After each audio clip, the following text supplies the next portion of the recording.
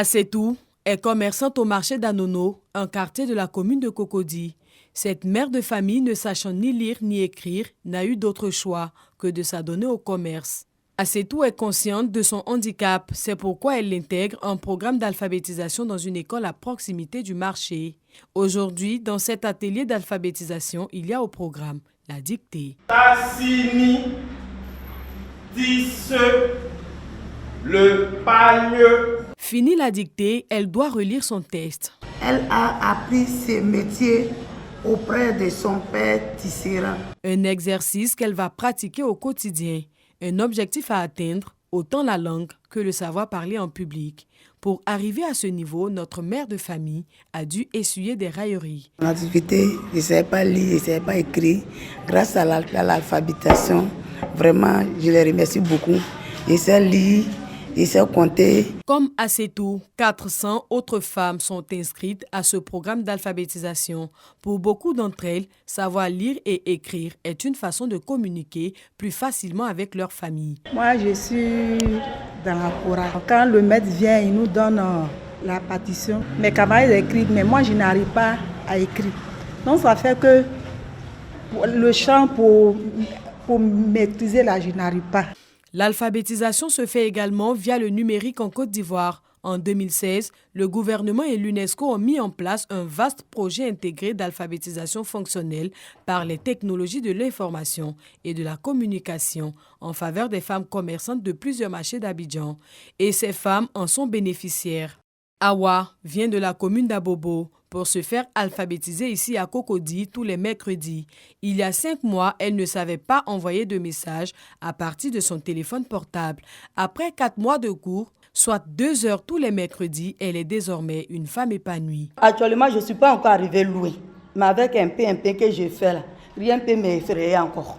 Si ces femmes sont aujourd'hui indépendantes, Tina, cette autre femme du marché d'Anono, privilégie son commerce au détriment des cours d'alphabétisation qu'elle suivait dans le même centre que Assetou et Awa. Il n'y a même pas de temps pour aller fréquenter.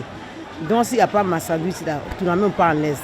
Donc si tu vas comme ça et puis tu as trouvé un peu de marchandises, là tu en l'aise, tu peux aller fréquenter. Depuis 2021, Emmanuel, président de l'ONG Gatik, et ses amis se sont engagés dans l'alphabétisation pour venir en aide à ces femmes.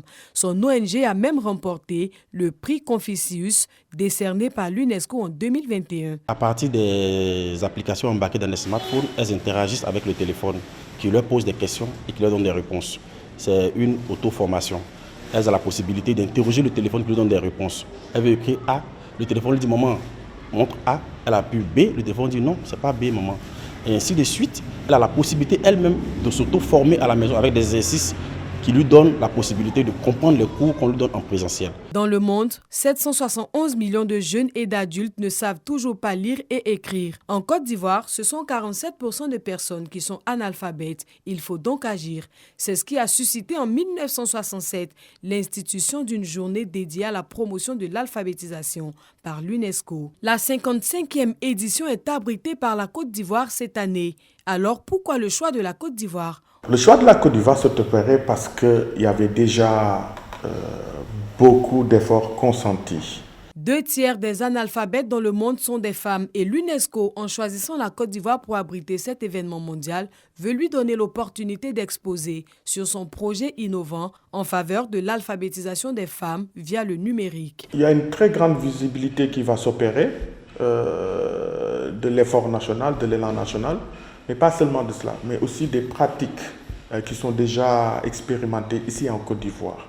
L'autre exemple que je pourrais citer comme retombée, c'est que de par ce leadership qui a été joué dans le secteur de l'éducation en général, aujourd'hui la Côte d'Ivoire se trouve comme pays champion sur la transformation de l'éducation. En conjuguant alphabétisation et développement des compétences, il est possible d'aider les populations les plus vulnérables à améliorer leurs conditions de vie et leurs moyens de subsistance, selon l'UNESCO.